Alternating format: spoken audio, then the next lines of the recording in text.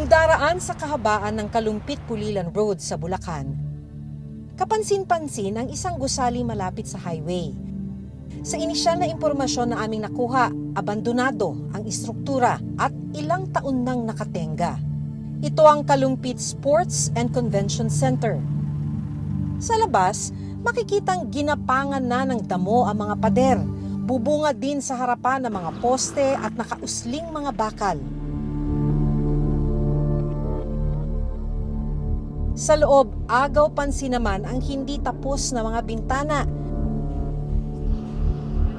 Mga butas sa pader, nakausling mga bakal, at malaking butas sa bubong ng gusali. Ginawa na rin itong paradahan ng ilang mga sasakyan. Habang sa likurang bahagi, makikitang humiwalay na ang slab o ang makapal na semento. May malalaking bitak na rin sa sahig. 2021 nang simulang itayo ang Sports and Convention Center. Kalumpit LGU ang nagpatayo nito sa pamumuno ni Nuoy Mayor Jessie De Jesus. Layo nitong magsilbing pangunahing pasilidad para sa malalaking pagtitipon at aktibidad sa bayan ng Kalumpit. Pero dahil hindi ito natapos, wala ni isang okasyon ang idinaos dito. Lumalabas na naipatayo ang pasilidad sa ilalim ng 8 kontrata. Idagdag pa ang 2 phase ng land filling at pagbili ng lupa. Ang kabuang inilaang pondo, mahigit 140 million pesos. Ang problema, nananatili itong nakatiwangwang at hindi napakikinabangan.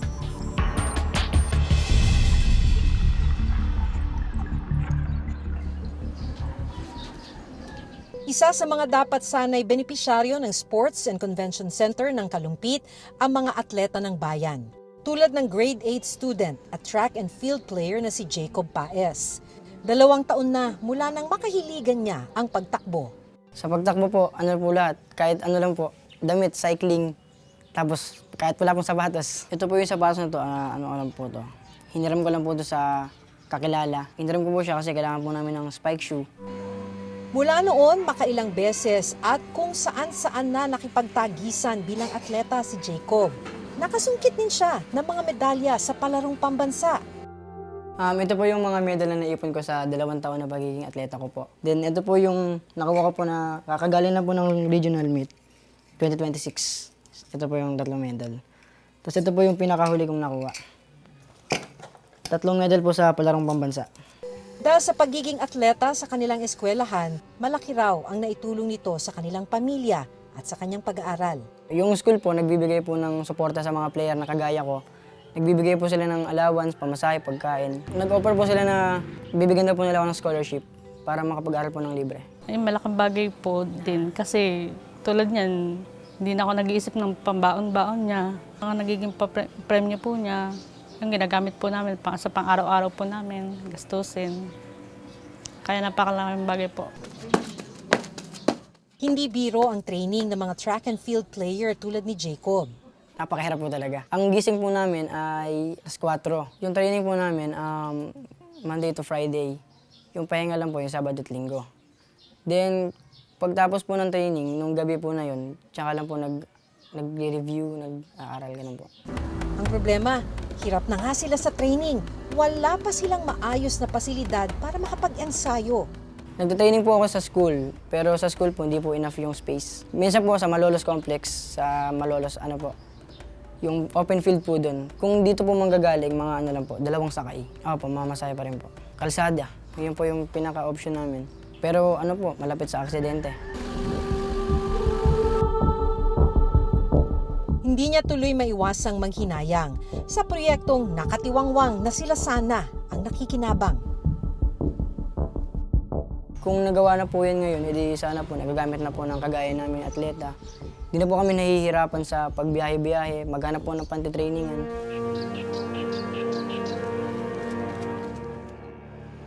Nagpaunlak sa amin ng panayam ang dating mayor ng Kalumpit na si Dr. Jessie De Jesus. Kung makikita po yung lugar na ito, maluwang po ito kung saan magkakaroon ng park na papamasyalan. Ang paligid nito, pwedeng mag-zumba, pwede dyan mag-jogging. mag-family bonding, pwede po dyan. Dahil ito isa supposed to be magiging park. Ang tanong, bakit nga ba hindi tapos at hindi nagamit ang Sports and Convention Center na ipinagawa ng LGU? Kulang po sa pondo. Kagaya po kanina, nagkaroon na ng site development, nakapagsimula na tayo, yung natitirang loan sa pondo na 50 million, nalagay lang ito sa foundation system kasi pilote po yun eh. Pag nagtayo ka nito, tinayo mo to, you need more than 150 million. But we only have the remaining 50 million from the loan and we have the municipal fund of 25 million para maipagpatuloy yung Phase 2A and Phase 2B. Term ko ay June 30, 2022 lang. Hindi ito natapos. So ang programang ito ay nakahanda, nakaprograma na ipagpatuloy sana ng susunod na administrasyon. Sinubukan naming kunan ng pahayag ang kasalukuyang administrasyon ng Kalumpit LGU. Pero tumanggi silang magbigay ng pahayag dahil iniimbestigahan na raw ng Commission on Audit ang Kalumpit Convention Center. Pero sa mga dokumentong ibinigay ng Kalumpit LGU, nagsagawa raw sila ng technical at financial audit sa Sports at Convention Center. Sa investigasyon ng kasalukuyang LGU ng Kalumpit, natuklasan ng ilan umanong irregularidad tulad ng paniningil at pagtanggap daw ng kontraktor ng bayad para sa mga gawaing hindi naman natupad. Nagsimula rin daw ang proyekto ng walang building permit. Dagdag pa rito, nakita rin daw ng LGU na depektibo ang convention center at sumobra din daw ang naibayad sa kontraktor ng nasa mahigit 15 million pesos, ayon pa rin sa nakuha naming dokumento. Kaya naman sa kanilang desisyon, inirekomenda nilang i-terminate ang lahat ng kontrata. I-blacklist ang joint venture ng dalawang kontraktor na Adimre Construction at Zacarias Enterprise na nasa likod ng proyekto. At ipinag-utos din na ibalik ang mahigit 9 million pesos, 491,000 pesos at 6.3 million pesos na pondo. Paliwanag naman ng dating alkalde.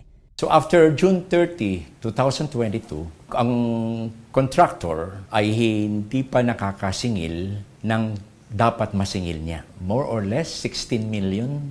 Ngayong time na to, we're answering COA findings. And we are very sure to come up with the answer para dumating yung time, the COA will find out there are no irregularities in the implementation of the program. Joint venture ng Adimre Construction at Zacarias Enterprise ang nasabing proyekto. Nagpaunlak sila ng panayam. Lahat po ng sinasabi po ng current administration po, nagko-comply po ako. Sinusunod ko po mga gusto nila. Yung pong case na yan, sinubmit na po namin sa COA. Kasalukuyan po ay sinasagot pa po namin. Ipe-present pa po namin sa kanila aming kasagutan. Hindi na bago ang mga ganitong klase ng proyekto ng gobyerno na itayo, ginastosan ng pondo ng bayan. Pero hindi napakinabangan.